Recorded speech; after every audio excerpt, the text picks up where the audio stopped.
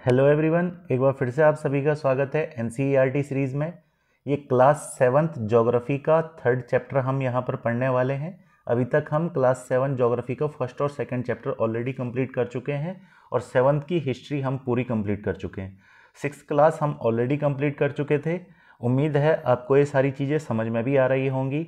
यहाँ पर दिया गया है हमारी बदलती पृथ्वी, चैप्टर नंबर 3rd। इस चैप्टर को देखते हैं क्या क्या चीज़ें इसके अंदर हमारे पास दी गई हैं। दरअसल आप एक बात को यहाँ पर समझने का प्रयास करिए। यहाँ एक प्रयोग हमारे पास दिया गया है। यहाँ दिया क्या गया है, ये बीकर रखा गया है एक कांच का, और इस बीकर में एक गोली रखी गई है यहाँ पर कागज़ की। अब यहाँ पर जैसे ही बीकर को गर्म किया गया तो ये कागज़ की गोली ऊपर की ओर उठना शुरू हुई। यही स्थिति हमारी पृथ्वी के अंदर स्थित मैग्मा के कारण भी होती है। हमारी पृथ्वी के अंदर तापमान ज़्यादा होने के कारण ये मैग्मा जो है वो ऊपर उठता है और ऊपर उठ करके गति करता है। क्योंकि प्लेटें इसी मैग्मा के ऊपर स्थिर होती है, इसलिए प्लेटें भी गतिमान होती हैं। इस प्रकार से आप इस प्रयोग से अच्छे से समझ सकते हैं। यहाँ दिया गया है कि स्थलमंडल अनेक प्लेटों में विभाजित है, जिन्हें स्थलमंडलीय प्लेट कहते हैं। देखिए, महाद्वीप प्लेटों में विभाजित है, अलग अलग प्रकार की प्लेटें होती हैं। आप जानते हैं यूरेशियन प्लेट है, इंडो ऑस्ट्रेलियन प्लेट है, और भी अनेक प्रकार की प्लेटें हैं। आपको यह जानकर आश्चर्य होगा कि प्लेट हमेशा धीमी गति से चारों तरफ घूमती रहती है। बिल्कुल, प्रत्येक वर्ष केवल कुछ मिलीमीटर के लगभग। भाई, जो प्लेटें जिनके ऊपर हम खड़े हैं, जिस धरातल के ऊपर हम खड़े हैं, इसी को हम प्लेट कहते हैं, स्थलमंडलीय प्लेट कहते हैं। और ये धरातल हमारा बहुत कम लेकिन गतिशील जरूर है। पृथ्वी के अंदर पिघले हुए मैग्मा में होने वाली गति के कारण ऐसा होता है। क्योंकि पृथ्वी के अंदर, आप यहाँ पर इस चित्र में देखिए तो आप अच्छे से इस चित्र को समझ पाएंगे। जैसा आप इस चित्र में देखेंगे तो ये मैग्मा है पृथ्वी के अंदर का, और एक मिनट, हाँ, यहाँ पर ये पृथ्वी के अंदर का मैग्मा है। आप इसको देख पा रहे होंगे अच्छे तरीके से। और ये पृथ्वी के अंदर का मैग्मा गर्म होने पर जो है वो ऊपर उठने के कारण गति कर रहा है। प्लेटें इसी के ऊपर स्थिर हैं, तो निश्चित सी बात है जब ये मैग्मा गति करेगा तो प्लेटें भी गति करेंगी, और हम प्लेटों के ऊपर हैं। तो आप इस प्रकार से समझ सकते हैं कि प्लेटें गति करती हैं, और वो गति मैग्मा के कारण होती है। क्योंकि मैग्मा गतिशील है और वो प्लेटों का आधार है, तो निश्चित बात है कि प्लेटें भी गति करेंगी। यहाँ पर अगर हम देखेंगे तो पृथ्वी के अंदर पिघला हुआ मैग्मा एक वृत्तीय रूप में घूमता है, जैसा कि आपको क्रियाकलाप में दिखाया गया है, यानी यहाँ पर आपको दिखाया गया है। प्लेट की इस गति के कारण पृथ्वी की सतह पर परिवर्तन होता है। पृथ्वी की गति को उन बलों के आधार पर विभाजित किया गया है जिनके कारण ये गतियां उत्पन्न होती हैं। भाई, प्लेट की गति के कारण पृथ्वी की सतह पर परिवर्तन होता है, और पृथ्वी को उन बलों के आधार पर विभाजित किया गया है जिनके कारण ये गतियां उत्पन्न होती हैं। तो जो बल पृथ्वी के आंतरिक भाग में घटित होते हैं उन्हें अंतर्जनित या एंडोजेनिक फोर्स कहते हैं। आप समझ गए होंगे कि वे बल जो पृथ्वी के आंतरिक भाग में उत्पन्न होते हैं, जैसे यहाँ प्लेटों का घूर्णन है, जैसे यहाँ मैग्मा का घूर्णन है, ये एंडोजेनिक फोर्स की वजह से हो रहा है। एवं जो बल पृथ्वी की सतह के ऊपर उत्पन्न होते हैं उन्हें बहिर्जनिक बल यानी एक्सोजेनिक फोर्स कहते हैं। ये आपको अच्छे से ध्यान रखना है। पृथ्वी के अंदर उत्पन्न बल एंडोजेनिक फोर्स कहलाता है। पृथ्वी के ऊपर, सतह के ऊपर जो बल उत्पन्न होता है उसे हम एक्सोजेनिक फोर्स कहते हैं। यहाँ पे अंतर्जनित बल यानी जो एंडोजेनिक फोर्स होता है, आकस्मिक गति उत्पन्न करते हैं, तो कभी धीमी गति उत्पन्न करते हैं, कभी ये बहुत तेज गति और कभी धीमी गति उत्पन्न करते हैं। जैसे भूकंप, ज्वालामुखी जैसी आकस्मिक गति के कारण पृथ्वी की सतह पर अत्यधिक हानि होती है। तो पृथ्वी की सतह पर भूकंप आना या ज्वालामुखी का एक उद्भव होना, ये यहाँ पर केवल और केवल अंतर्जनिक बल के कारण होता है। आप यहाँ से समझ सकते हैं। इस टेबल को आप बहुत अच्छे तरीके से ज़रूर नोट करें। यहाँ दिया गया है पृथ्वी की गतियाँ, दो प्रकार की गति है। एक जो पृथ्वी के अंदर हो रही है, एंडोजेनिक फोर्स, अंतर्जनित बल, और एक जो पृथ्वी के बाहर हो रही है, एक्सोजेनिक फोर्स यानी बहिर्जनित बल। अब अंतर्जनित बल को भी यहाँ पर दो भागों में बांटा गया है। एक है आकस्मिक बल और एक है पटल विरूपण बल। जैसे पटल विरूपण बल में पर्वत निर्माणकारी बल, और आकस्मिक बल में जैसे भूकंप हो गया, ज्वालामुखी हो गया, भूस्खलन हो गया, ये एकदम पृथ्वी के अंदर अगर मैग्मा तेजी से गति करेगा और अगर ज़्यादा तीव्र प्लेटें हिलेंगी तो उससे भूकंप आएगा, ज्वालामुखी उत्पन्न होगा या भूस्खलन होगा। लेकिन अगर पृथ्वी के अंदर मैग्मा के गति करने के कारण प्लेटें बहुत कम चाल से अपने गति कर रही हैं, कुछ मिलीमीटर ही साल भर में मूव कर पा रही है, तो उससे जो है पर्वतों का निर्माण होता है। मैं आपको क्लास में भी ये चीज़ बहुत अच्छे तरीके से समझा चुका हूँ। बहिर्जनित बल की अगर हम बात करें तो अपर्दन और निक्षेपण, अपर्दन भी मैंने आपको बताया था, एरोजन, निक्षेपण भी मैंने आपको बताया था, निक्षेपण किस प्रकार से होता है, क्या निक्षेपण की प्रक्रिया होती है, वो मैं आपको बहुत अच्छे से समझाया था। अधिक वर्षा वाले स्थानों पर निक्षेपण, अपर्दन नदियों के द्वारा मिट्टी की काट छाट वगैरह या किसी भी चीज़ की काट छाट जब होती है तो उसको अपर्दन कहते हैं। अब बहिर्जनित बल के कारण नदी या बहता जल, भाई पृथ्वी की सतह के ऊपर नदी बह रही है, ये किस किस बल के कारण नदी बह रही है? नदी का वेग कौन से बल से निर्धारित हो रहा है? तो वो बहिर्जनित बल से निर्धारित हो रहा है। पवन जो है ये पृथ्वी की सतह के ऊपर चल रही है, पृथ्वी की सतह के अंदर तो नहीं चल रही है, तो ये बहिर्जनित बल का हिस्सा है। समुद्री तरंगें पृथ्वी की सतह के ऊपर उत्पन्न हो रही हैं, महाद्वीपीय प्लेटों के ऊपर, महासागरीय प्लेटों के ऊपर उत्पन्न हो रही हैं। हिमनद जो हैं वो पृथ्वी की सतह के ऊपर बनते हैं, तो ये सब बहिर्जनित बल का कारण है। आपको ये टेबल बहुत अच्छे तरीके से बना लेनी है। किसी भी प्रकार का आपको कोई कन्फ्यूजन रहता है तो आप ज़रूर मेरे को बताएंगे। एंडो का मतलब होता है अंत, एक्सको का मतलब होता है बाह्य, जैनिक का मतलब होता है उत्पत्ति, तो एंडोजेनिक और एक्सोजेनिक यहाँ पर इसका मतलब दिया गया है। यहाँ हमारे पास दिया गया है ज्वालामुखी भूपर्पट्टी पर खुला एक ऐसा छिद्र होता है जिससे पिघले हुए पदार्थ अचानक निकलते हैं। जैसे आपको यहाँ पर एक ज्वालामुखी का चित्र दिया गया है, ये पृथ्वी के अंदर का मैग्मा है और ये मैग्मा जो है वो अचानक से इस प्रकार से बाहर आने लग गया, इस प्रकार से यहाँ से बाहर आने लग गया। तो जब ये मैग्मा अचानक से बाहर आने लग गया तो यहाँ आप देखोगे कि ये ठंडा होकर के इस प्रकार से फैल गया है, इस प्रकार से ठंडा होकर के फैल गया है। इनको हम आग्नेय या चट्टानें भी कहते हैं, आप पिछले चैप्टर में बहुत अच्छे से पढ़ चुके हैं। तो आप यहाँ पर देखेंगे इस ज्वालामुखी के जो चित्र के नाम दिए गए हैं वो काफ़ी इम्पोर्टेंट हैं। जैसे हम यहाँ पर कह सकते हैं कि यहाँ दिया गया है हमारे पास ज्वालामुखी के, अगर आप देखेंगे तो ये होता है मैग्मा कोस्ट, जहाँ से मैग्मा उत्पन्न हो रहा है उसे हम मैग्मा कोस्ट कहते हैं। ये वाला हिस्सा जहाँ से मैग्मा उत्पन्न हो रहा है ये हमारा मैग्मा कोस्ट कहलाता है, बिल्कुल ये वाला हिस्सा। ये हिस्सा जहाँ मैग्मा कोस्ट मौजूद होता है उसे मेटल कहते हैं। आप मेटल को भी पिछले चैप्टर से बहुत अच्छे से समझते हैं। ये हिस्सा जो मेटल के ऊपर मौजूद होता है इसे परपट्टी कहा जाता है। ये जो पृथ्वी के अंदर से निकलने वाला मैग्मा जब बाहर गर्म निकलता है तो इसे लावा कहते हैं। मैग्मा से गैस और राख वगैरह भी निकलती है, और जिस स्थान पर मैग्मा का मुंह खुला होता है इसे क्रेटर कहते हैं। ये जो नली आपको मैग्मा बाहर आने वाली दिखाई दे रही है, इस नली को निकास या वेंट कहा जाता है। तो आपको ये नाम ध्यान रखने हैं और फिगर्स ज़रूर बना लेने हैं भाई, इस टाइप के इंपॉर्टेंट फिगर। देखो एक फिगर से आपको काफ़ी चीज़ें क्लियर हो जाएंगी, तो ऐसे फिगर आप ज़रूर बनाएं। अगर यहाँ पर ध्यान दें तो यहाँ हमारे पास ये क्या हो गया, यहाँ हमारे पास जो है वो एक कॉलम यहाँ पर भी दिया गया है जिसको हम कहते हैं स्थलमंडलीय प्लेट। भूपर्पट्टी पर अनेक बड़ी एवं कुछ छोटी कठोर असमान आकार की प्लेटें होती हैं जिन पर महाद्वीप एवं महासागर की सतहें टिकी हैं, उन्हें हम स्थलमंडलीय प्लेटें कहते हैं। यहाँ पर दूसरा अगर आप देखेंगे यहाँ एक क्रियाकलाप दिया गया है, एक बर्तन लें, उसे जल से भरकर ढक्कन से बंद कर दें, जल गर्म करने के लिए रख दें। अब कुछ मटर, चम्मच और मोती ढक्कन के ऊपर रख दें।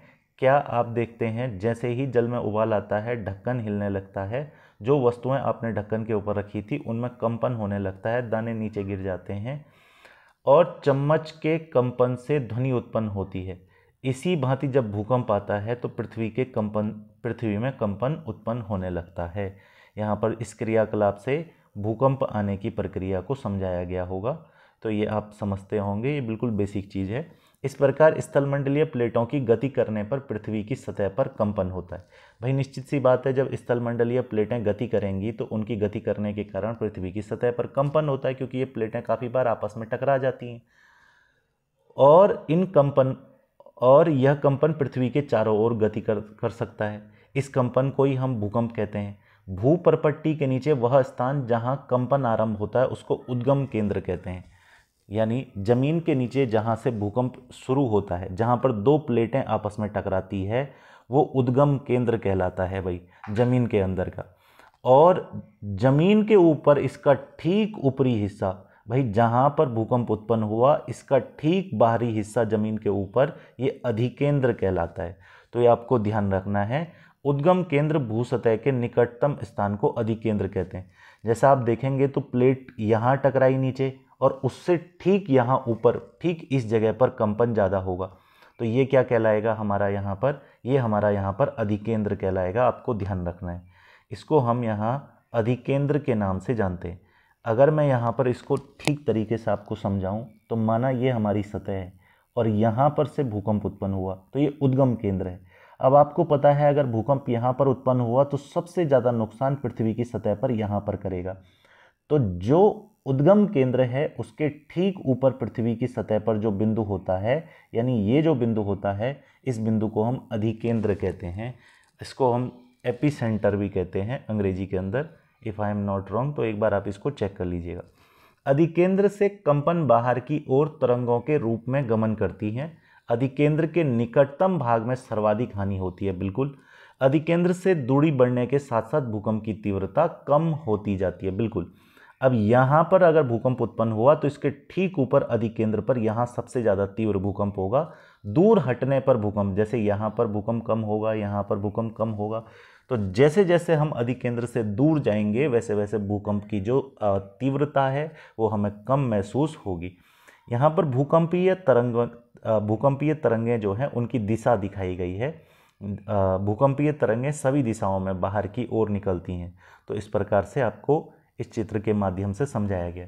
भूकंपीय तरंगें तीन प्रकार की होती है, पी अथवा अनुदैर्घ्य तरंगें, एस अथवा अनुप्रस्थ तरंगें, एल तरंगें या पृष्ठीय तरंगें। तो ये आपको ध्यान रखना है। इन तरंगों के गुणधर्म विश्वकोश से ज्ञात करने का प्रयास करें। देखो, पी तरंगें होता है प्राइमरी वेव्स, ठीक है, ये एक प्रकार की अनुदैर्घ्य तरंगें होती हैं।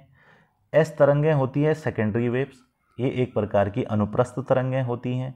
एल तरंगें होती हैं लव वेव्स, क्योंकि इनकी खोज एचडी लव ने की थी इसलिए इनको लव वेव कहते हैं। तो प्राइमरी वेव सबसे तेज़ी से आती है और सबसे तेज़ी से निकल जाती है। तो जो वेव जितनी तेज़ी से आएगी, जितनी तेज़ी से निकल जाएगी, तो वो अचानक आएगी, अचानक कंपन करके चली जाएगी, तो उससे इतना नुकसान नहीं होगा। लेकिन जो सेकेंडरी वेव है वो प्राइमरी वेव से थोड़ा कम स्पीड से आएगी, और आएगी कम स्पीड से तो जाएगी भी कम स्पीड से। तो ये कंपन थोड़ा सा प्राइमरी से ज़्यादा करेगी भाई, क्योंकि इसको जाने में टाइम ज़्यादा लग रहा है ना, इसकी स्पीड कम है। फिर सबसे आराम से आती है लव वेव्स, जिनको हम लोग कहते हैं एल तरंगें। एल तरंगें एकदम धीरे से गति करेंगी और एकदम धीरे से जाएंगी।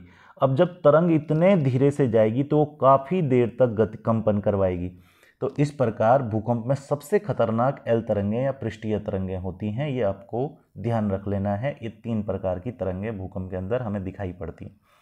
यद्यपि भूकंप की भविष्यवाणी संभव नहीं है, लेकिन यदि हम पहले से तैयार हों तो इसके प्रभाव को निश्चित रूप से कम किया जा सकता है।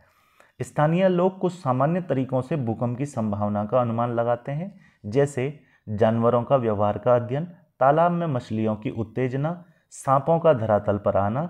इन जीवों को भूकंप की स्थिति का पहले मालूम हो जाता है, क्योंकि ये उन तरंगों को सुन पाते हैं जिन तरंगों को हमारे कान नहीं सुन पाते हैं भाई। यानी मैं कह सकता हूँ कि ये 20 हर्ट्ज से नीचे की 20 हर्ट्ज से नीचे की जो ध्वनि है वो उसको जानवर महसूस कर सकते हैं। तो इसलिए वो बड़ी दूर से जो है भूकंप की तरंगों को महसूस कर लेते हैं, तो कुछ समय पहले इनको आभास हो जाता है। गुजरात में भूकंप के द्वारा विनाश का यहाँ पर एक चित्र दिया गया है। आप इस प्रकार के कॉलम्स जो दिए जाते हैं वो थोड़ा सा देखेंगे। तो भुज में भूकंप के झटके, 26 जनवरी 2001 को भुज शहर में रिएक्टर स्केल पर 6.9 तीव्रता वाला भीषण भूकंप आया। तो आपको ध्यान देना है कि भुज में जो है भूकंप 26 जनवरी 2001 को आया था। ये नोट करने हैं आपको, जितना भी इस प्रकार की चीज़ें आपको बीच में दिखेंगी वो आपको नोट करने हैं। दूसरा, स्कूल सर्वाधिक प्रभावित, स्कूलों की इमारतें गिरने से कम से कम 971 छात्रों और 31 शिक्षकों की मौत की आशंका है। तीसरा, भुज में निराशाजनक राहत, भूकंप के 3 दिन बाद भी हर व्यक्ति तक भोजन, कंबल, दवाएं आदि न पहुंचने के कारण हालत चिंताजनक। चौथा, भुज की तबाही, फोन लाइनें, जल पाइपें, विद्युत स्टेशन, संचार लाइनें सभी अवरोधित हो गए। 5वां, शहर में आग, चारकोल एवं अंगीठियों के पलटने के कारण अनेक स्थानों पर आग लग गई। ठीक है भाई। इसके अलावा 6वां, भूकंप प्रभावित क्षेत्र में आपातकाल की घोषणा, राष्ट्रपति ने आपातकालीन स्थिति की घोषणा की है। 7वां, मुख्यमंत्री की केंद्र से अपील, गुजरात सरकार ने इस संकट का सामना करने के लिए केंद्र से वित्तीय सहायता मांगी। तो गुजरात के भुज में भूकंप से रिलेटेड यहाँ कुछ पॉइंट हमारे पास दिए गए हैं, ये आपको ध्यान रखने हैं अच्छे तरीके से। भूकंप का मापन एक यंत्र से किया जाता है जिसे भूकंप लेखी कहते हैं। ध्यान रखना है आपको, इसे भूकंप लेखी कहा जाता है। भूकंप की तीव्रता रिएक्टर स्केल पर मापी जाती है भाई। भूकंप की जो इंटेंसिटी है, जो उसकी तीव्रता है, वो रिएक्टर स्केल पर मापी जाती है। जिस भूकंप की तीव्रता 2.0 अथवा उससे कम होती है उसका प्रभाव नहीं के बराबर होता है, और जिस भूकंप की तीव्रता 5.0 होती है वह वस्तुओं के गिरने से क्षति पहुंचा सकता है। जिस भूकंप की तीव्रता 6.0 अथवा उससे अधिक होती है वो बहुत शक्तिशाली होता है, और जिसकी तीव्रता 7.0 या उससे अधिक होती है वह सर्वाधिक शक्तिशाली समझा जा सकता है। बेसिकली रिएक्टर स्केल पर आपके पास 0 से लेकर के 9 तक यहाँ पर पॉइंट दिए जाते हैं। तो हाईली जो पॉइंट दिया जाता है रिएक्टर स्केल पर वो 9.0 दिया जाता है। तो किसी भूकंप की इंटेंसिटी 9 पॉइंट के नज़दीक जितनी ज़्यादा होगी वो उतना खतरनाक भूकंप है, और 0 के नज़दीक जिसकी इंटेंसिटी होगी वो उतना जो है कम खतरनाक भूकंप है। आप ऐसे समझ सकते हैं। भूकंप के पश्चात समाचार पत्रों के मुख्य समाचार पत्र में दिया गया भूकंप एक वस्तु स्थिति का अध्ययन पढ़ें, इस घटना को क्रमानुसार श्रेणीबद्ध करें। कल्पना करें कि स्कूल समय में बीच में अचानक भूकंप आ जाए तो आप अपनी सुरक्षा किस प्रकार करेंगे। देखो, भूकंप लेखी यहाँ पर एक यंत्र भी हमारे पास दिया गया है। भूकंप से बचाव की तैयारी, सुरक्षित स्थान जैसे रसोई के काउंटर या मेज के नीचे, दीवार के अंदरूनी कोने में आपको जो है ये सुरक्षित स्थान यहाँ आश्रय ले सकते हैं। इनसे दूर रहना है, जैसे आग वाले स्थान, चिमनी के आसपास, टूट सकने वाली खिड़कियाँ, दर्पण, तस्वीर फ्रेम, इनसे दूर रहना है। पहले से तैयार रहें। अपने दोस्तों एवं पारिवारिक सदस्यों के बीच जागरूकता फैलाएं एवं आपदा का सामना विश्वास से करें। ये यहाँ पर भूकंप से बचने के कुछ उपाय दिए गए हैं। यहाँ हमारे पास नियाग्रा वाटरफॉल को लेकर के एक पॉइंट दिया गया है, इसके बारे में हम थोड़ा सा देख लेते हैं। विश्व में हजारों छोटे छोटे जलप्रपात हैं। सबसे ऊंचा जलप्रपात दक्षिण अमेरिका के वेनेजुएला के एंजल जलप्रपात है। तो भाई सबसे ऊंचा जलप्रपात जो है वो एंजल वाटरफॉल है, वेनेजुएला में है, साउथ अमेरिका के अंदर। अन्य जलप्रपात उत्तरी अमेरिका में कनाडा और यूएसए के बॉर्डर पर है, नियाग्रा वाटरफॉल, और अफ्रीका में जम्बिया और जिम्बाब्वे की सीमा पर है विक्टोरिया वाटरफॉल। तो ये आपको जरूर नोट करने हैं कौन कौन सा वाटरफॉल कहाँ कहाँ पर है। सबसे पहले मुख्य इस्तेलाकृति अपक्षय एवं अपर्दन नामक 2 प्रक्रमों द्वारा दृश्यभूमि लगातार विघटित होती रहती है। देखो भाई, अपक्षय होना या अपघटन होना, ये जो है किसी भी वस्तु के टूटने और टूट करके उससे छोटे छोटे टुकड़ों में अलग होने की स्थिति है। पृथ्वी की सतह पर सैलों के टूटने से अपक्षय की क्रिया होती है, यानी चट्टानों के टूटने के कारण पृथ्वी की सतह पर जो क्रिया होती है उसे हम अपक्षय की क्रिया कहते हैं। भूदृश्य पर जल, पवन, हिम जैसे विभिन्न घटकों के द्वारा होने वाले क्षय को अपर्दन कहा जाता है। तो आप ध्यान रखना कि जब चट्टानों के छोटे छोटे खंड हमारे पास टूट जाते हैं, सैलों के टूटने से अपक्षय की क्रिया होती है। और जब भूमि पर हम देखते हैं कि जल, पवन और हिम यानी पानी से, हवा से या फिर बर्फ से जैसे घटकों के द्वारा क्षय को अपर्दन कहा जाता है। पानी जो है मिट्टी को काट छाट लेता है, वो अपर्दन की प्रक्रिया है। तो ये पानी, हवा और बर्फ के कारण अगर किसी वस्तु को काटा छाटा जा रहा है तो अपर्दन है, जबकि चट्टानों का टूटना अपक्षय कहलाता है। आप यहाँ समझेंगे कि वायु, जल आदि अपर्दित पदार्थ को एक स्थान से दूसरे स्थान पर ले जाते हैं, बिल्कुल ले जाते हैं। आप देखेंगे अगर कोई नदी किसी स्थान से बह रही है, जिससे यहाँ पर ये नदी का उदाहरण दिया गया है। अब ये नदी किनारे से जितनी मिट्टी काट काट करके लाएगी वो सब बहा करके एक अलग स्थान पर ले जाके इकट्ठा कर देगी। तो कभी भी जब किसी से कोई हिस्सा टूट करके अलग होता है तो वो हिस्सा टूट करके अलग होने के बाद यहाँ पर हमको क्या देखने को मिलता है कि नदी और हवा जो है उसे एक स्थान से दूसरे स्थान पर ले जाते हैं।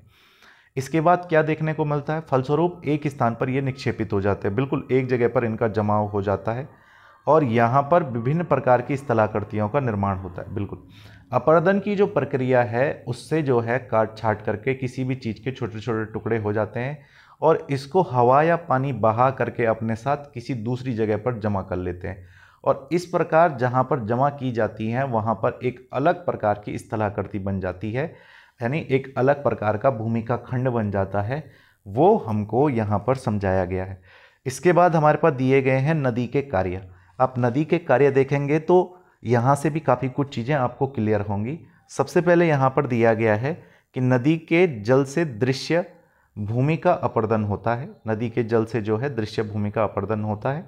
दूसरा, जब नदी किसी खड़े ढाल वाले स्थान से अत्यधिक कठोर सैल या खड़े ढाल वाली घाटी से गिरती है तो यह जलप्रपात बनाती है। जैसे आपको यहाँ पे जलप्रपात बनाती हुई नदी, यानी वाटरफॉल, झरना आपने बनाती हुई नदी देखी होगी, तो ये कठोर सैल हैं यानी मजबूत चट्टानें हैं, और जल की शक्ति द्वारा काटे गए मृदु सैल वगैरह ये आपको यहाँ पर बीच बीच में दिखाए गए हैं।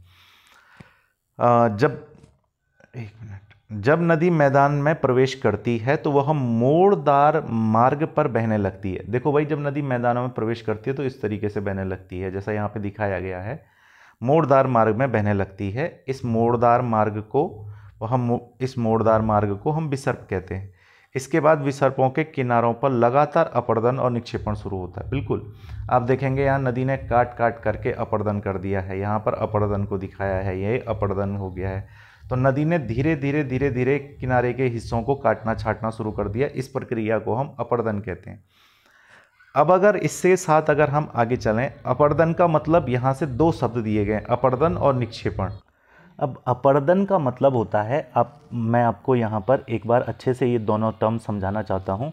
बेसिकली मैं ये कहना चाह रहा हूँ कि जब नदी बहती है तो बहते हुए केवल नदी नहीं बहती है, वो काफ़ी बार अपने किनारे, आसपास के किनारों पर काफ़ी बार चीज़ों को काटते छाटते हुए चलती है।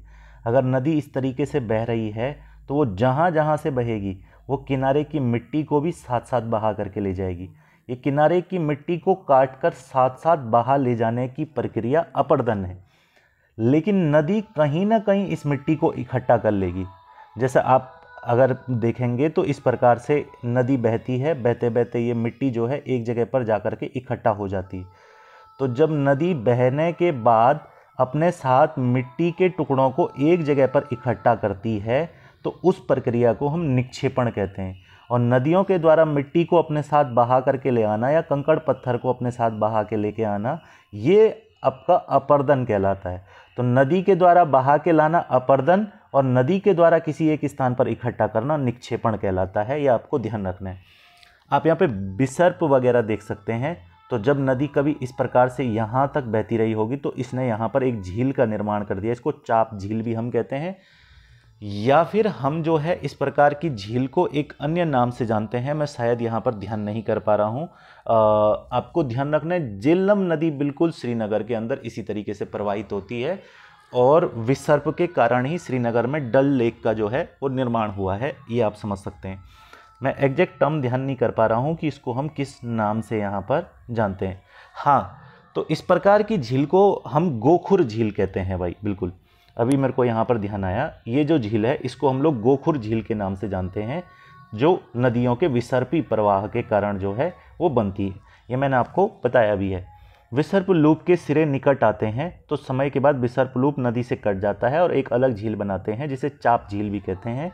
इसको गोखुर झील भी कहते हैं। फलस्वरूप निकटवर्ती स्थानों में बाढ़ आ जाती है। बाढ़ के कारण नदी के तटों पर निकटवर्ती क्षेत्रों में महीन मिट्टी एवं अन्य पदार्थों का निक्षेपण करती है। ऐसी मिट्टी एवं पदार्थों को अवसाद कहते हैं। जैसा आप यहाँ पर देखोगे तो इस प्रकार से मिट्टी वगैरह को नदी इकट्ठा कर देती है, इसको अवसाद कहते हैं। इससे समतल उपजाऊ बाढ़कृत मैदान का निर्माण होता है। नदी के उत्थित तटों को हम तटबंध कहते हैं और समुद्र तक पहुँचते पहुँचते नदी का प्रवाह धीमा हो जाता है तथा नदी अनेक धाराओं में विभाजित हो जाती है। बिल्कुल भाई, जिसे वितरका कहा जाता है। यहाँ पर आप देखेंगे तो ये नदी आ रही थी भाई, ऐसे आ रही थी, लेकिन इसका जो स्पीड है वो मुहाने तक पहुँचते पहुँचते स्लो हो गई, तो ये एक धारा में ऐसे टूट गई, जब स्पीड स्लो हो जाएगी तो एक धारा में ऐसे टूटेगी, एक धारा में ऐसे टूटेगी, इस प्रकार से टूटेगी, और कुल मिलाकर के ये जो है एक यहाँ पर त्रिभुज की सी आकृति बनाएगी। ये आपको दिख रहा होगा कि इसने एक त्रिभुज प्रकार की आकृति बनाई। इस आकृति को डेल्टा कहते हैं। मैंने क्लास में ये चीज़ें पढ़ाई हैं आपको, और जिन बैचेज़ में मैंने ये चीज़ें नहीं पढ़ाई हैं वो बच्चे भी इसको अच्छे से समझ सकते हैं। तो इस प्रकार से नदी डेल्टा का निर्माण करती है, और नदी के समुद्र में गिरने से पहले ये जो अलग अलग टुकड़े बनते हैं इनको वितरका कहा जाता है। ये आप ध्यान रखेंगे। विश्व की कुछ नदियों के नाम ढूंढें जो डेल्टा का निर्माण करती हैं। बिल्कुल, हमारे यहाँ गंगा नदी डेल्टा का निर्माण करती है, महानदी डेल्टा का निर्माण करती है, कृष्णा डेल्टा का निर्माण करती है, कावेरी हो गया। ये ऐसी नदियां हैं जो डेल्टा का निर्माण करती है। सबसे बड़ा, दुनिया का सबसे बड़ा डेल्टा वो भारत में बनता है, गंगा ब्रह्मपुत्र नदियां बनाती है, जिसे सुंदरवन डेल्टा कहते हैं। आप जानते हैं सुंदरवन डेल्टा वेस्ट बंगाल में है, पश्चिम बंगाल में है, और ये गंगा और ब्रह्मपुत्र नदियों के द्वारा बनाया गया है। तो आपको ध्यान रखना है कि दुनिया का सबसे बड़ा डेल्टा भी हमारे पास है, जिसको सुंदरवन डेल्टा के नाम से हम जानते हैं। तो यहाँ पर ये सारी चीज़ें दी गई हैं। होपफुली आप इसको अच्छे से समझ चुके होंगे। यहाँ हमारे पास समुद्री तरंगों के कार्य यहाँ पर दिए गए हैं। तो काफ़ी बार देखेंगे आप, तरंगें भी इस प्रकार से चट्टानों को काट देती हैं, तो उसको हम मेहराब कहते हैं। या एक चट्टान का टुकड़ा अलग होकर के यहाँ पर अलग से कट चुका है तो इसको स्टैक कहा जाता है।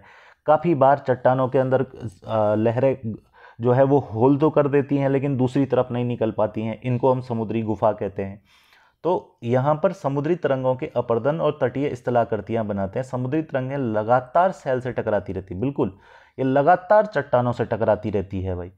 इसके समय के साथ ये बड़ी और चौड़ी हो जाती हैं, इनको समुद्री गुफा कहते हैं। जैसे आप यहाँ पर देखेंगे, इन गुफाओं के बड़े होते जाने पर इनमें केवल छत ही बसती है, जिसे तटीय मेहराब कहते हैं। तो पहले तो इस प्रकार समुद्री गुफा बनती है, फिर तटीय मेहराब बनते हैं, और लगातार अपर्जन से छत भी तोड़ करके जो है दीवार बन जाती है। ऐसी दीवार को स्टैक कहते हैं। ये आपको नोट कर लेने हैं। अगर आपको ऐसी चीज़ें पता होंगी तो आपको ज्योग्राफी में कोई नहीं हरा सकता। ये आप मुझसे गारंटी लिख करके ले जाइए।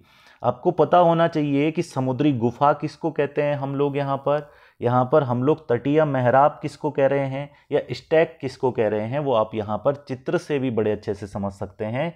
इसी पॉइंट में दिया गया है। तो समुद्री जल के ऊपर लगभग ऊर्ध्वाधर उठे ऊंचे सैलीय तटों को समुद्र भृगु कहते हैं। ये इनको हम समुद्र भृगु कहते हैं। समुद्री तरंगे किनारों पर अवसाद जमा कर समुद्री पुलिन का निर्माण करती हैं। ये सारे पॉइंट्स आपको जरूर नोट कर लेने हैं भाई, इनको आप जरूर नोट करें। इसके बाद हमारे पास नेक्स्ट है हिमनद के कार्य। तो आप इस प्रकार से देखेंगे, ये ग्लेशियर है और ग्लेशियर के क्या क्या कार्य होते हैं वो हमको यहाँ पर पढ़ने को मिलेगा। जैसे आप देखेंगे तो हिमनद या हिमानी बर्फ की नदियाँ होती हैं, और हिमनद के नीचे की कठोर चट्टानों से गोलाश्मी मिट्टी और पत्थरों को अपरदित कर देती है। गोलाश्मी मिट्टी एवं पत्थरों के भूदृश्य का अपर्दन करती है। हिमनद गहरे गर्तों का निर्माण करते हैं। हिमनद भैया बहुत गहरे गड्ढों का निर्माण करते हैं। यहाँ पे एक ग्लेशियर का चित्र आपको दिया गया है। पर्वतीय क्षेत्र में बर्फ पिघलने से उन गर्तों में जल भर जाता है और वे सुंदर झील बन जाते हैं। हिमनद के द्वारा लाए गए पदार्थ जैसे छोटे बड़े शैल, छोटी बड़ी चट्टानें, रेत, तलछट, मिट्टी निक्षेपित होती हैं। इन्हें हम हिमनद हिमोड़ का, ये निक्षेप हिमनद हिमोड़ का निर्माण करते हैं। भाई आप एक बात समझें, इस पॉइंट को आप समझें, इस टर्म को आप समझने की कोशिश करें। जो ग्लेशियर होता है, ग्लेशियर, वो ग्लेशियर जब अपर्दन करता है, ग्लेशियर में जब नदियाँ अपर्दन करती हैं, हिमानी नदियाँ जब अपर्दन करती हैं, तो वो अपने साथ जो कंकड़ पत्थर बहा करके लेकर के आती हैं, उनको जब जमा करती हैं किसी जगह पर, उनको जब किसी जगह पर निक्षेपित करती हैं या किसी जगह पर जमा करती हैं, तो जहाँ पर ये कंकड़ पत्थर निक्षेपित होते हैं, जमा होते हैं, उस आकृति को हम हिमनद हिमोड़ कहते हैं। ये आपको ध्यान होना चाहिए। बेसिकली आपको ये चीज़ें याद ना रहे, बट आपको ये चीज़ें समझ में आनी चाहिए, और हमेशा आपको टर्म्स का पता होना चाहिए कि इस टर्म का एक्चुअल में मतलब होता क्या है। नेक्स्ट हमारे पास यहाँ पर है पवन के कार्य। क्या आपने कभी रेगिस्तान देखा है? बिल्कुल आपने देखा होगा रेगिस्तान। इस प्रकार से यहाँ पर हमारे पास बालू के टीले दिखाए गए हैं। बालू टिब्बे के कुछ चित्र एकत्र करने का प्रयास किया। रेगिस्तान में पवन, अपर्दन एवं निक्षेपण का प्रमुख कारक है। भाई देखो, रेगिस्तान में जब हवाएं चलती हैं तो ये जो रेगिस्तान का बालू है इसको उठा करके एक जगह से दूसरी जगह पर ले जा देती है। जब एक जगह से उठा करके दूसरी जगह पर ले जा देती है तो दूसरी जगह टीला बना देती है, जिन्हें सामान्यतः छत्रक सैल कहते हैं। तो आपसे पूछे छत्रक सैल कहाँ बनते हैं, तो ये आपका रेगिस्तान में बनते हैं। और अगर आपसे पूछ रहा है कि हिमनद हिमोड कहाँ बनता है, तो हिमनद हिमोड आपका जो है ये आपका ग्लेशियर में बनता है। इसके अलावा समुद्र में आपको देखोगे समुद्री पुलिन कहाँ बनता है, तो ये समुद्र के अंदर, समुद्र भृगु, समुद्र में स्टैक, तटीय मेहराब, गुफा, ये आपको ध्यान रखना है। तो इन चीज़ों में आपको पास भाई कोई ऐसा कॉलम नहीं होता जहाँ आप ये बोलें कि हमको ये नहीं पता, तो ये पता होना बहुत आवश्यक है भाई। अगर आप देखेंगे तो छत्रक सैल बनाती हैं। पवन सैल के ऊपरी भाग की अपेक्षा निचले भाग को आसानी से काटती है, इसलिए ऐसी सैलों के आधार संकीर्ण और शीर्ष विस्तृत होते हैं भाई। ये जो पवनें हैं वो ऊपर वाले हिस्से को आसानी से ये जो यहाँ पर पवनें चलती हैं तो ऊपरी भाग की अपेक्षा निचले भाग को आसानी से काटती हैं, जिससे नीचे का भाग यहाँ पर पतला होता जाता है और ऊपर का भाग चौड़ा होता जाता है।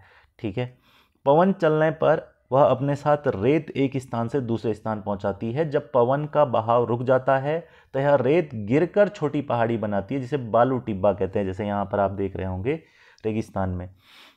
जब बालू कण महीन एवं हल्के होते हैं, महीन यानी बहुत छोटे और हल्के होते हैं, तो वायु उनको उठाकर अत्यधिक दूर ले जाती है।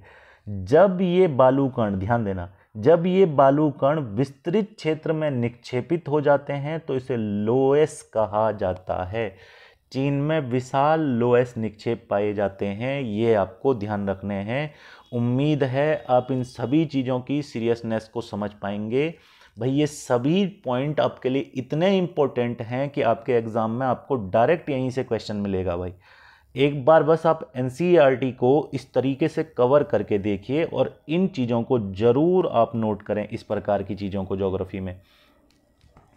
साथ में वापस एक बार फिर वही चीज़, आपको हमेशा पता होना चाहिए भाई कि हम अगर कोई चैप्टर पढ़ रहे हैं तो क्या हमको उसके क्वेश्चन आ रहे हैं। इसलिए मैं क्वेश्चन हमेशा आपके लिए छोड़ देता हूं, तो एक बार ज़रूर आप क्वेश्चनों को देखा करें। और अगर आपने चैप्टर अच्छे से पढ़ा है तो आप क्वेश्चन को बिल्कुल आसानी से सॉल्व कर पाएंगे। और मुझे ऐसा पूरा भरोसा है कि आपको क्वेश्चन जो है वो सॉल्व करने में कोई दिक्कत नहीं होगी। इनफैक्ट अगर आप चाहें तो आप क्वेश्चंस को नोट कर सकते हैं, कम से कम एनसीईआरटी का पहला पार्ट, क्वेश्चन का पहला पार्ट, दूसरा पार्ट और तीसरे पार्ट तक जो क्वेश्चन दिए होते हैं, बड़े महत्वपूर्ण क्वेश्चन होते हैं भाई, इनको आप देख सकते। जैसे यहाँ पे मिलाने के लिए दिया गया, अब मैं आपसे पूछूं, जैसे यहाँ पे मिलान करने के लिए दिया गया है, तो आपने अभी जो भी पढ़ा, जैसे विसर्प जो मैं यहाँ पर देख पा रहा हूँ, जैसे हिमनद मैं यहाँ पर देख पा रहा हूँ, है ना, जैसे बर्फ़ की जो नदियाँ होती हैं उनको हम हिमनद कहते हैं, हमने अभी पढ़ा, ठीक हो गया। विसर्प जो है वो नदियाँ बनाती हैं, ठीक हो गया। बालू टिब्बा आपका रेगिस्तान में बनता है। जलप्रपात आपका कठोर संस्तर सैल पर बनता है, ठीक है। पुलिन हमने यहाँ पर पढ़ा था।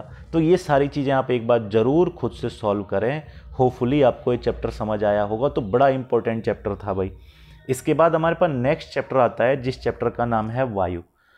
वायु यानी इस चैप्टर के अंदर हमारे पास वायुमंडल के बारे में दिया गया है और ये भी एक इम्पॉर्टेंट चैप्टर है। तो चलिए इस चैप्टर को सबसे पहले देखना शुरू करते हैं। उससे पहले हम देखते हैं कि ओल्ड एनसीईआरटी में इस चैप्टर में क्या कुछ और तो नहीं दिया गया थर्ड चैप्टर में। तो ये ओल्ड एनसीईआरटी है, हमने ये चैप्टर कवर कर लिया, लगभग सारी चीज़ें सेम हैं। आपने देखा लगभग क्या पूरा चैप्टर बिल्कुल सेम है। तो ऐसा कुछ नहीं है, ओल्ड और नई में कोई चेंज नहीं है, ऐसा कोई भी पॉइंट नहीं है जो हमको यहाँ से नोट करना पड़ेगा। तो बिल्कुल हम इस चैप्टर को कवर कर चुके हैं। और आ जाते हैं हम अपने नेक्स्ट चैप्टर पर, यहाँ पर जिस चैप्टर के अंदर हमारे पास दिया गया है यहाँ पे वायु। सबसे पहले आप यहाँ पे परिचय को देखिए और इस परिचय को समझने का प्रयास कीजिए। मुझे उम्मीद है आपको डीजे की आवाज़ नहीं आ रही होगी, क्योंकि आसपास में बहुत तेज़ी से डीजे बज रहा है। माइक जो है वो इतना कैंसिल कर पा रहा होगा आवाज़ को। आप एक बार कमेंट बॉक्स में भी ज़रूर मेरे को बता दीजिएगा कि आवाज़ वगैरह आपको क्लियर पहुंच पाती है क्या नहीं है, क्योंकि कुछ बच्चों को ये इशू रहता है काफ़ी बार। तो ज़रूर मेरे को एक बार कंफर्म करवाएं। हमारी पृथ्वी के चारों ओर से वायु की घनी चादर से घिरी हुई है, बिल्कुल। हमारी पृथ्वी पर वायुमंडल की, भाई ये जो पृथ्वी है हमारी, माना ये हमारी पृथ्वी है, तो इसके चारों ओर वायुमंडल की परत है भाई।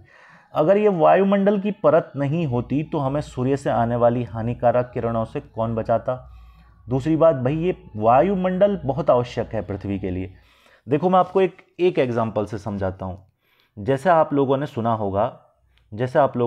होगा कि भाई पृथ्वी के, आप देखोगे तो पृथ्वी, जैसे यहाँ पर मान लेता हूँ मैं, ये सौरमंडल बना देता हूँ। ये सौरमंडल में ये सूर्य है, ठीक है। आप एक बात को समझना, और ये ग्रह है बुध। तो आपको पता है सूर्य के सबसे नज़दीक बुध है, उसके बाद शुक्र है, उसके बाद पृथ्वी है, उसके बाद मंगल है, ठीक है। इनको हम लोग आंतरिक ग्रह कहते हैं, या इनको हम लोग छोटे ग्रह कहते हैं, या आप पार्थियन ग्रह कह लो, है ना। तो सूर्य के सबसे नज़दीक जो ग्रह है वो है आपका मर्क्यूरी, फिर है आपका वीनस, फिर है आपका अर्थ, फिर है आपका मार्स, ठीक है। फिर आपका जुपिटर, सैटर्न, यूरेनस, नेपच्यून वगैरह ये सब है। तो आप अगर देखेंगे यहाँ पर, तो मर्क्यूरी जो है यानी बुध जो है वो सूर्य के सबसे नज़दीक है। बेसिकली सूर्य के सबसे नज़दीक होने के कारण सबसे गर्म ग्रह मर्क्यूरी को होना चाहिए था, बिल्कुल होना चाहिए था, क्योंकि सूर्य के ताप सबसे ज़्यादा किसको मिलेगा, बुध को मिलेगा। लेकिन बुध सौरमंडल का सबसे गर्म ग्रह नहीं है, सौरमंडल का सबसे गर्म ग्रह है यहाँ पर शुक्र। ऐसा क्यों? क्योंकि बुध के ऊपर वायुमंडल की कोई परत नहीं है भाई। ये ग्रह जितना दिन के समय सूर्य से ऊष्मा लेकर के गर्म होता है, वायुमंडल न होने के कारण ये ऊष्मा रात को रुक नहीं पाती और उतना ही ज़्यादा ठंडा होता है। तो बुध दिन में गर्म और दिन में भयानक गर्म और रात में भयानक ठंडा, तो सर्वाधिक तापांतर देखने को मिलता है बुध पर। वहीं अगर हम शुक्र को देखेंगे तो शुक्र में कार्बन डाइऑक्साइड का वातावरण है, और ये एक हैवी वातावरण है, ये एक भारी गैस का वातावरण है। तो शुक्र जब जो है ऊष्मा लेता है सूर्य से, तो इस ऊष्मा को छोड़ नहीं पाता है, इसलिए शुक्र एकदम हमको आग का गोला दिखाई पड़ता है। इसलिए इसको हम भोर का तारा, सांझ का तारा कहते हैं। ये भयानक चमकता है, एकदम ज्वलनशील स्थिति में है यहाँ पर शुक्र, जबकि सबसे ज़्यादा ज्वलनशील स्थिति में बुध को होना चाहिए था। वो केवल इसलिए नहीं है क्योंकि बुध के पास जो है वो सूर्य से ऊष्मा प्राप्त करने की क्षमता तो है, लेकिन उस क्षमता को अपने पास रोकना जो है, ये बुध के पास वायुमंडल इसके नहीं है, इसलिए बुध ऐसा नहीं कर पाता है। तो आप इससे समझ पा रहे होंगे कि वायुमंडल कितना आवश्यक है हमारे लिए। आप अगर यहाँ पर समझेंगे तो एक, क्या आप जानते हैं, ये दिया गया है, कार्बन डाइऑक्साइड वायुमंडल में फैलकर पृथ्वी से विकिरित ऊष्मा को पृथ्वी पर रोककर ग्रीन हाउस प्रभाव पैदा करती है, इसलिए इसे ग्रीन हाउस गैस भी कहते हैं। जो कार्बन डाइऑक्साइड है वो पृथ्वी पर जो ऊष्मा है उसको पृथ्वी पर रोकती है, जैसे मैं आपको अभी बता रहा था, और इसको हम लोग ग्रीन हाउस गैस भी यहाँ पर कहते हैं, क्योंकि ये ग्रीन हाउस को प्रभावित करती है। दूसरा, आपको यहाँ पर एक बात का ध्यान देना है, जब हम इस प्रकार से किसी भी गैस के बारे में बात कर रहे हैं या इस कॉलम के बात कर रहे हैं, तो इसमें दिया गया है कि, और इससे आप यहाँ पर अंदाज़ा लगा सकते हैं क्या क्या चीज़ें हमारे पास दी गई हैं, और इससे आबहवा में धरती इतनी ठंडी हो जाती है कि इस पर रहना असंभव हो जाता है। जो मैंने आपको बताया बिल्कुल अभी वही बात है। अगर कार्बन डाइऑक्साइड नहीं होगी तो धरती जो है वहाँ पर रहना संभव नहीं है, क्योंकि वो बहुत ठंडी हो जाएगी भाई। ऊष्मा को रोक ही नहीं पाएगा ग्रह, तो बिल्कुल ठंडा होगा। आगे अगर हम देखेंगे, किंतु जब कारखानों एवं कार के धुएं से वायुमंडल में इसका स्तर बढ़ता है, भाई कार्बन डाइऑक्साइड तो कार्बन एमिशन इतना ज़्यादा हो रहा है आपको पता है, और लगातार वायुमंडल में इसका प्रभाव बढ़ रहा है, तो पृथ्वी का तापमान बढ़ता है, और जब पृथ्वी का तापमान बढ़ता है इसको ग्लोबल वार्मिंग कहते हैं हम लोग। तो लगातार कारखानों से निकलने वाले धुएं से, गाड़ियों के धुएं से वायुमंडल में कार्बन डाइऑक्साइड की प्रतिशत मात्रा बढ़ रही है, और अगर वायुमंडल में कार्बन डाइऑक्साइड की मात्रा बढ़ेगी तो इससे एक नुकसान है। वो नुकसान ये है कि पृथ्वी बहुत ज़्यादा गर्म होगी, इसको हम ग्लोबल वार्मिंग कहते हैं। और अगर ग्लोबल वार्मिंग होगी तो पृथ्वी का जो ठंडा प्रदेश है, जैसे हमारे पास अंटार्कटिका वगैरह है, यहाँ की बर्फ़ बहुत तेज़ी से पिघलेगी। समुद्र स्थल, अब जब बर्फ़ पिघलेगी अंटार्कटिका की, तो समुद्र का जो पानी है उसका स्तर बढ़ेगा, और समुद्र का जो स्तर का पानी बढ़ा तो ये जलवायु को भी प्रभावित करेगा, और तटीय क्षेत्रों में बाढ़ वगैरह भी आ सकती है। इसके बाद कुछ पेड़ पौधे भी लुप्त हो सकते हैं। इसलिए कार्बन डाइऑक्साइड का एमिशन रोकना भी बहुत आवश्यक है भाई पर्यावरण के लिए। वायुमंडल का संगठन दिया गया है, जैसा आप यहाँ पर चित्र के माध्यम से देख सकते हैं। 78% नाइट्रोजन है हमारे वायुमंडल में, 21% ऑक्सीजन है, 0.3% आपके पास कार्बन डाइऑक्साइड है, 0.93% ऑर्गन है, और बाकी कुछ अन्य गैसें जो है हमारे पास 0.4% है। तो ये आपको बचपन से पढ़ते हुए आप आए होंगे, तो आप इस प्रकार से समझ सकते हैं भाई। अगर हम आगे चलेंगे तो जब हम सांस लेते हैं तो हमारे फेफड़ों में कुछ नाइट्रोजन भी ले जाते हैं और फिर उसे बाहर निकाल देते हैं, परंतु पौधों को अपने जीवन के लिए नाइट्रोजन की आवश्यकता होती है। वे सीधे वायु से नाइट्रोजन नहीं ले पाते भाई। जो पेड़ पौधे होते हैं वो डायरेक्ट वायु से नाइट्रोजन नहीं ले पाते, तो मिट्टी तथा कुछ पौधों की जड़ों में रहने वाले जीवाणु से नाइट्रोजन इसका स्वरूप बदल देते हैं, जिससे पौधे इसका प्रयोग कर सकें। तो पौधे अपनी जड़ पर रहने वाले जीवाणुओं से या मिट्टी से जो है वो नाइट्रोजन को एब्जॉर्ब कर सकते हैं। डायरेक्टली जो है वो एनवायरनमेंट से नाइट्रोजन को यहाँ पर नहीं एब्जॉर्ब कर पाते हैं। इसके बाद अगर हम आगे देखेंगे तो ऑक्सीजन वायु में प्रचुरता से मिलने वाली दूसरी गैस है। मनुष्य तथा पशु सांस लेने में ऑक्सीजन का प्रयोग करते हैं। बिल्कुल, हरे पादप प्रकाश संश्लेषण में ऑक्सीजन उत्पन्न करते हैं। आपको पता होगा पेड़ पौधे ऑक्सीजन छोड़ते हैं, हम ऑक्सीजन को ग्रहण करते हैं। इस प्रकार ऑक्सीजन की मात्रा समान बनी रहती है। यदि हम वृक्ष काटते हैं तो इसका संतुलन बिगड़ सकता है भाई। कार्बन डाइऑक्साइड अन्य महत्वपूर्ण गैस है जो हरे पादप को अपना भोजन बनाने के रूप में कार्बन डाइऑक्साइड प्रयोग करते हैं और ऑक्सीजन वापस देते हैं। मनुष्य और पशु कार्बन डाइऑक्साइड बाहर निकालते हैं तथा मनुष्यों और तथा पशुओं द्वारा छोड़ी जाने वाली कार्बन डाइऑक्साइड की मात्रा पादपों द्वारा की जाने वाली गैस के बराबर होती है, जिससे यह संतुलन बना रहता है। परंतु यह संतुलन कोयला, खनिज तेल, ईंधन जलाने से गड़बड़ा जाता है। वे वायुमंडल से प्रतिवर्ष करोड़ों टन कार्बन डाइऑक्साइड की बढ़ोतरी करते हैं। परिणाम स्वरूप कार्बन डाइऑक्साइड का बढ़ा हुआ आयतन पृथ्वी पर मौसम तथा जलवायु को प्रभावित करता है। तो आप यहाँ पर समझ गए होंगे कि अगर वायुमंडल में कार्बन डाइऑक्साइड का प्रतिशत बढ़ा तो पृथ्वी में वायुमंडल को कैसे प्रभावित करेगा। जब वायु गर्म होती है तो भाई अब आप यहाँ पे ना इस चीज़ को अच्छे से अगर समझ गए तो यहाँ से आप एक पॉइंट मेरा ध्यान रखेंगे। देखिए, आप आज कहते हैं कि पेड़ पौधों को जो है वो कार्बन डाइऑक्साइड की आवश्यकता होती है और वो ऑक्सीजन छोड़ते हैं, जबकि जीव जंतुओं को ऑक्सीजन की आवश्यकता होती है और वो कार्बन डाइऑक्साइड छोड़ते हैं। तो ध्यान रखेंगे कि दोनों एक दूसरे पर डिपेंडेंट है। ऐसा नहीं है कि अगर पेड़ रहे और जीव जंतु न रहें, ऐसा पॉसिबल नहीं हो सकता, क्योंकि जीव जंतु पेड़ों को कार्बन डाइऑक्साइड दे रहे हैं और अगर जो है यहाँ पर हम कार्बन डाइऑक्साइड दे रहे हैं तो हम ऑक्सीजन प्राप्त कर रहे हैं। यानी जब जीव जंतु रहेंगे तो पेड़ पौधे रहेंगे, अगर पेड़ पौधे रहेंगे तो जीव जंतु रहेंगे। इन दोनों में आपस में बिल्कुल ऐसा संबंध है। जब वायु गर्म होती है तो फैलती है। बिल्कुल, कोई भी चीज़ जब गर्म होती है तो हल्की होती है और हल्की होने के कारण ऊपर फैलती है, ऊपर उठती है, जबकि ठंडी वायु भारी होती है और इसलिए नीचे बैठती है। गर्म वायु के ऊपर उठने से आसपास के क्षेत्रों की ठंडी वायु रिक्त स्थान भरने के लिए आ जाती है। बिल्कुल भाई, मैं आपको एक छोटा सा पॉइंट यहाँ पर समझाना चाहूँगा जो इस कॉलम में दिया गया है। माना यहाँ पे ये एक मैदान है, ये मैदान गर्म हुआ तो इस मैदान के कांटेक्ट में जो हवा थी वो हवा भी जो है गर्म होकर के ऊपर उठ जाएगी। जैसे ही ये हवा ऊपर उठेगी तो यहाँ बीच में मैदान में लो प्रेशर एरिया बनेगा। ये वाला एरिया हमारा बीच का जो एरिया है, ये एरिया हमारा लो प्रेशर बेल्ट कहलाएगी। इसको हम लोग कहेंगे लो प्रेशर एरिया, क्योंकि यहाँ से सारी हवाएं ऊपर उठ चुकी होंगी। फिर क्या होगा, फिर जो आसपास की हवाएं होंगी वो तेज़ी से इस लो प्रेशर एरिया पर कब्जा करने आएंगी भाई, ठंडी हवाएं। तो हवाएं हमेशा हाई प्रेशर से लो प्रेशर की ओर बहती है। ये बात आपको नोट कर लेनी है अपने दिमाग में भाई।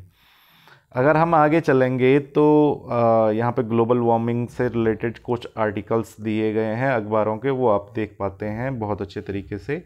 अब वायुमंडल की संरचना, this is the one of most important topic. इसको आप अच्छे तरीके से समझने की कोशिश करेंगे।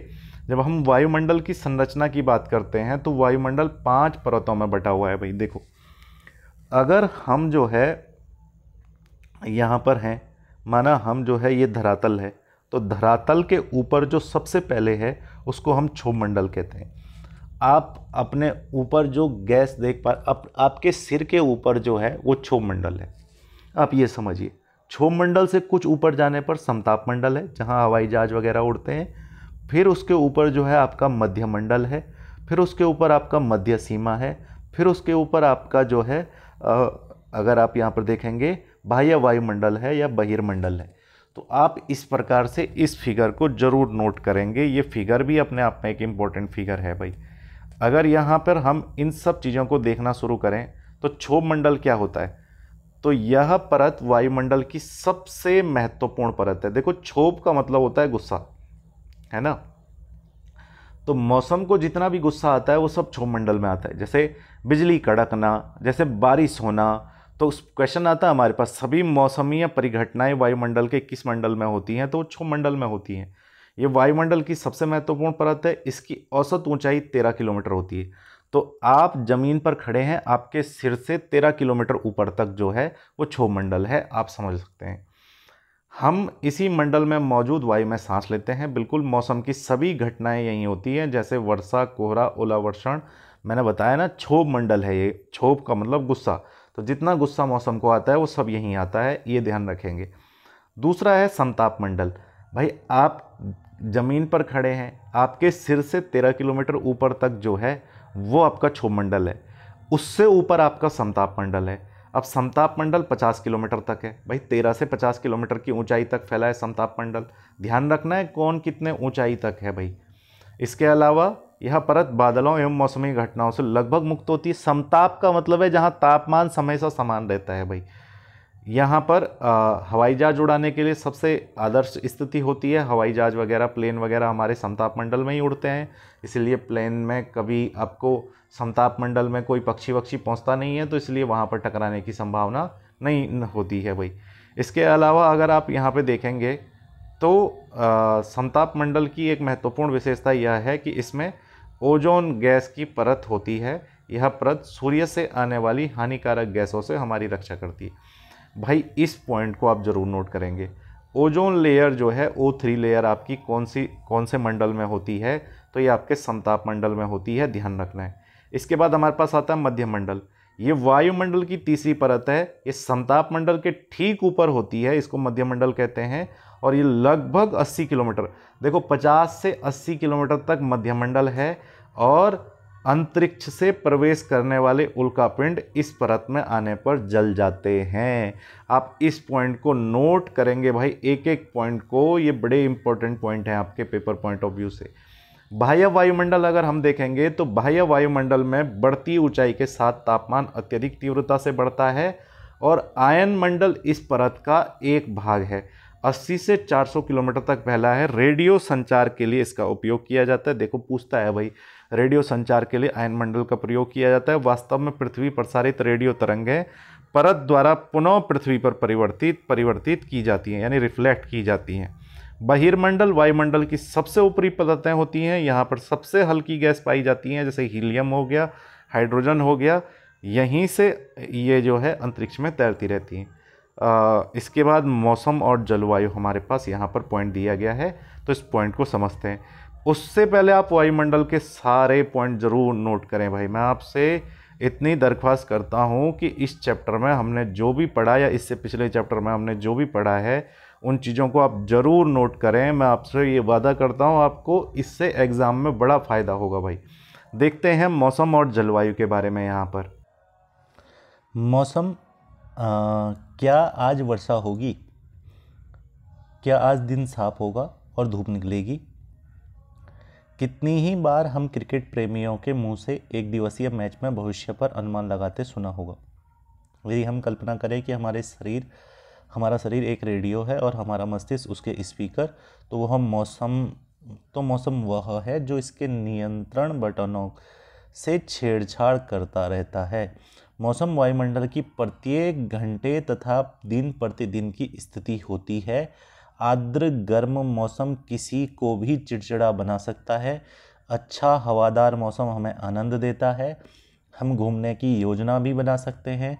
मौसम नाटकीय रूप से दिन प्रतिदिन बदलता है, किंतु दीर्घ काल में किसी स्थान का औसत मौसम उस स्थान की जलवायु बताता है।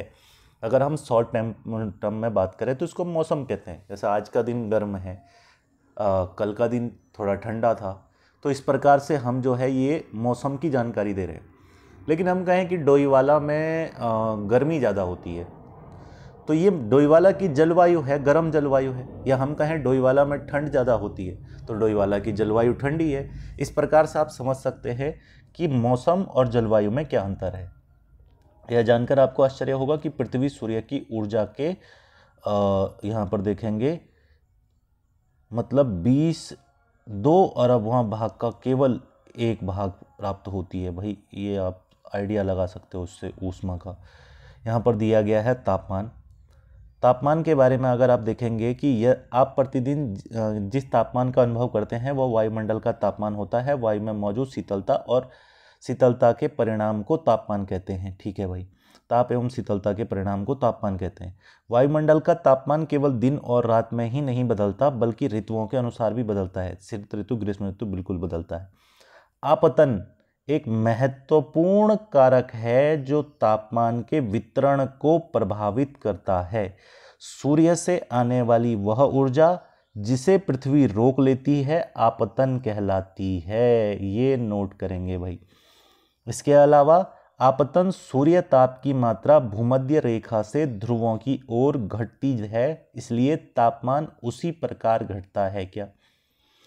क्या आप अब समझ गए होंगे कि ध्रुव बर्फ से क्यों ढके हैं? बिल्कुल। यदि पृथ्वी का तापमान अत्यधिक बढ़ जाता है तो इतनी गर्म हो जाएगी कि यहाँ कुछ फसलें नहीं उग सकेंगी। गांवों की अपेक्षा नगरों का तापमान बहुत अधिक होता है। दिन के समय एसाफेल्ट से बनी सड़कें एवं धातु से बनी कंक्रीट भवन गर्म हो जाते हैं। रात के समय यह ऊष्मा मुक्त हो जाती है। नगर के भीड़ वाले ऊंचे भवन गर्म वायु को रोक लेते हैं, जिससे नगरों का तापमान बढ़ जाता है। भाई यहाँ पर दिया गया है तापमान मापता है तापमापी। ठीक है, वायु दाब मापता है वायु दाब मापी। वर्षा मापी होता है हमारे पास ये, और वाताग्र मापी पवन की दिशा को जो है मापने का काम करता है। इसके अलावा कोई और कॉलम जो हमने छोड़े हों यहाँ पर नहीं। आगे देखते हैं, यहाँ हमारे पास कुछ कॉलम दिए गए हैं। क्या आप जानते हैं तापमान को मापने की इकाई डिग्री सेल्सियस होती है? बिल्कुल। इसका आविष्कार एंडर्स सेल्सियस ने किया था। भाई ध्यान रखेंगे, सेल्सियस पैमाने पर 0 डिग्री पर सेल्सियस पर बर्फ़ जम जाता है और 100 डिग्री सेल्सियस पर उबलता है। बिल्कुल। तो ये आपका, इसके बाद मेल्टिंग वगैरह, बॉइलिंग पॉइंट वगैरह दिया गया है। क्या आप जानते हैं कि चांद पर वायु नहीं है, अतः वहाँ वायुदाब भी नहीं है। अंतरिक्ष यात्री जब चांद पर जाते हैं तो वो विशेष रूप से सुरक्षित हवा से भरी हुई अंतरिक्ष पोशाक पहनते हैं। यदि वे इस अंतरिक्ष पोशाक को न पहने तो अंतरिक्ष यात्रियों के शरीर द्वारा विपरीत बल लगने के कारण उनकी रक्त शिराएं फट सकती हैं, जिससे अंतरिक्ष यात्री रक्तस्रावित हो सकता है। भाई तो आपको ये नॉर्मल चीज़ें यहाँ पर समझाई गई हैं। पवन का नाम उसके आने की दिशा पर निर्धारित होता है। उदाहरण के लिए पश्चिम से आने वाली पवनों को हम पछुआ पवन कहते हैं। भाई पवन भी आपके पास ज्योग्राफी का एक इम्पोर्टेंट पार्ट है। वायुदाब दिया गया है यहाँ पे प्रेशर। अब प्रेशर के बारे में आप थोड़ा सा बेसिक समझ जाएंगे यहाँ से। देखो, यह जानकर आपको आश्चर्य होगा कि वायु हमारे शरीर पर उच्च दाब के साथ बल लगाती है, किंतु हम इसका अनुभव नहीं करते हैं। यह इसलिए होता है क्योंकि वायु का दाब हमारे ऊपर सभी दिशाओं से लगता है और हमारा शरीर विपरीत बल लगाता है। पृथ्वी की सतह पर वायु के भार द्वारा लगाया गया दाब वायुदाब कहलाता है। बिल्कुल। वायुमंडल के ऊपर की ओर जाने पर दाब तेजी से गिरता है। भाई वायुमंडल में ऊपर की ओर जाने पर दाब जो है वो गिरता है। बिल्कुल। और समुद्र स्तर पर वायुदाब सबसे ज़्यादा होता है। ध्यान रखना है, समुद्र स्तर पर वायुदाब सबसे ज़्यादा होता है। ऊंचाई पर जाने पर यह घटता जाता है। वायुदाब क्षैतिज वितरण किसी स्थान पर उपस्थित वायु के ताप द्वारा प्रभावित होता है। अधिक तापमान वाले क्षेत्रों में वायु गर्म होकर ऊपर उठती है। यह निम्न दाब क्षेत्र बनाता है। निम्न दाब वायु बादल युक्त आकाश एवं नम मौसम के साथ जुड़ा होता है। कम तापमान वाले क्षेत्रों की वायु ठंडी होती है। इसके फलस्वरूप यह भारी होती है। भारी वायु निमज्जित होकर उच्च दाब क्षेत्र बनाती है और उच्च दाब के कारण स्पष्ट एवं स्वच्छ आकाश जो है वो होता है। वायु सदैव उच्च दाब क्षेत्र से निम्न दाब की ओर बहती है। बताया था हाई प्रेशर से लो प्रेशर की ओर बहती है भाई हवा हमेशा। जो भारी हवा होगी वो ठंडी होकर के नीचे बैठ जाएगी। जो गर्म हवा होगी, जो ठंडी हवा होगी वो भारी होगी नीचे रहेगी। जो गर्म हवा होगी वो हल्की होगी ऊपर ऊपर उठेगी। ये आप ध्यान रखेंगे एयर प्रेशर को लेकर के। पवनें उच्च दाब क्षेत्र से निम्न दाब क्षेत्र की ओर बहते हैं, बिल्कुल पवन कहते हैं इसको। आप पवन को काम करते देख सकते हैं। जब यह सड़क पर गिरी पत्तियों को उड़ाती अथवा तूफान के साथ पेड़ों को उखाड़ देती है। कभी कभी जब पवनें धीरे बहती हैं तो आप इसे महीन धूल या धुएं को उड़ाते हुए देख सकते हैं। कभी कभी पवन इतनी तेज होती है कि इसके विपरीत की दिशा में चलना कठिन होता है। आपने अवश्य अनुभव किया होगा कि तेज पवन में छाता लेकर चलना आसान नहीं होता। 3 अन्य उदाहरण सोचिए जब तेज पवन के कारण आपके लिए समस्या उत्पन्न हुई। पवनों को 3 प्रकार से विभाजित किया गया है। वाह, इस चैप्टर में कितना कुछ आपको बहुत बढ़िया तरीके से समझाया गया है भाई। अब आप इन चीज़ों को समझ लेंगे ना एक बार, ये जो चीज़ें समझाई जा रही है ना आपके पास, ये बेहतरीन है भाई। इसके आगे मैं आपको इसमें और कुछ समझा ही नहीं सकता किसी भी बड़ी स्टैंडर्ड बुक से भाई। तो इसमें आर्द्रता भी आपको दिया गया है, ये सारी चीज़ें आपको दी गई है। लेकिन आपके पास जो सबसे भयानक चीज़ जो समझने वाली है, भयानक इसलिए कह रहा हूँ या सबसे आवश्यक कहूँ जो समझने वाली है, वो ये 3 चीज़ें। भाई आप पवनों को 3 हिस्सों में बांट सकते हैं। एक होते स्थानीय पवन, एक होती मौसमी पवन और एक होती है स्थायी पवन। स्थायी, मौसमी, स्थानीय, 3 प्रकार की पवनें होती हैं। व्यापारिक पश्चिम से पूर्वी पवनें स्थायी पवनें होती हैं। ये वर्ष भर लगातार निश्चित दिशा में चलती है, नोट कर लेना है। मौसमी पवनें, ये पवनें विभिन्न ऋतुओं में अपनी दिशा बदलती रहती हैं। उदाहरण के लिए भारत में मानसूनी पवनें। स्थानीय पवनें, ये पवनें किसी छोटे क्षेत्र में वर्ष या दिन के किसी विशेष समय में चलती हैं। उदाहरण के लिए स्थल एवं समुद्री समीर। क्या आपको भारत के उत्तरी क्षेत्र की गर्म एवं शुष्क स्थानीय पवन याद है? इसे लू कहते हैं। तो आप समझते होंगे यहाँ पर इन 3 परिभाषाओं को जरूर नोट करना है कि 3 प्रकार की पवन। ये तो एक अलग चीज़ हो गया, लेकिन जो समझने वाली चीज़ है वो सबसे ज़्यादा समझने वाली चीज़ ये है। ये जो फिगर दिया है, ये फिगर जो दिया है ना, ये आपको सब कुछ इस फिगर में समझाया जाएगा। यहाँ पर देखो, आप देखो इस फिगर को ध्यान से। पृथ्वी के बीचों बीच से 0 डिग्री रेखा जाती है और इस 0 डिग्री रेखा पर सूर्य की किरणें हमेशा सीधी पड़ती है। भाई अगर सूर्य की किरणें हमेशा सीधी पड़ेंगी तो निश्चित सी बात है कि इस एरिया में गर्मी बहुत ज़्यादा होगी। 0 डिग्री के 5 डिग्री ऊपर और 5 डिग्री नीचे तक गर्मी बहुत ज़्यादा होगी भाई। 0 डिग्री रेखा के ऊपर और नीचे इतनी गर्मी होती है कि यहाँ पवनें टिकती ही नहीं है। ये पवनें यहाँ इतनी तेज़ी से गर्म होकर ऊपर उड़ जाती हैं। तो 0 डिग्री के आसपास पवनें टिकती ही नहीं है, इसीलिए यहाँ पर बहुत लो प्रेशर एरिया क्रिएट हो जाता है। और इस लो प्रेशर एरिया के कारण ये बेल्ट पूरे तरीके से शांत रहती है। इसको डोल ड्रम कहते हैं। यहाँ लिखा हुआ है, आप देख सकते हैं। इस बेल्ट को हम डोल ड्रम कहते हैं भाई, डोल ड्रम। दूसरा, आप देखोगे कि ऊपर जो हमारे पास पवनें हैं वो इसकी ओर बह रही है, क्योंकि ये लो प्रेशर एरिया है। ऊपर हाई प्रेशर एरिया है, उपोष्ण उच्च दाब क्षेत्र है ना। यहाँ देखेंगे आप, यहाँ पर उपोष्ण उच्च दाब क्षेत्र है। ये आपको देखने को मिल रहा है कि हाई प्रेशर से ये पवनें लो प्रेशर की ओर बह रही है। आपको इनको जरूर नोट करना है। अब आप यहाँ देखोगे तो ऊपर जो है ध्रुवीय क्षेत्र है। ध्रुवीय क्षेत्रों के पास में यहाँ पर तो ठंडा रहता है, तो यहाँ हाई प्रेशर है। लेकिन जो 60 डिग्री अक्षांश है उसके आसपास यहाँ पर लो प्रेशर बेल्ट बनती है। पवनों के टकराने से यहाँ पर पवनें ऊपर उठ जाती हैं, तो यहाँ पर लो प्रेशर बेल्ट रहता है। तो आपको ध्यान रखना है कि भाई भूमध्य रेखा पर हाई प्रेशर। आप इस फिगर को बना लीजिएगा एक बार। आप एक बार इस फिगर को ज़रूर बना लीजिएगा। मैं आपको इसको इस तरीके से समझा देता हूँ। देखिए यहाँ पर मैं इसको हटाने की कोशिश करता हूँ, ये किस तरीके से हटेगा।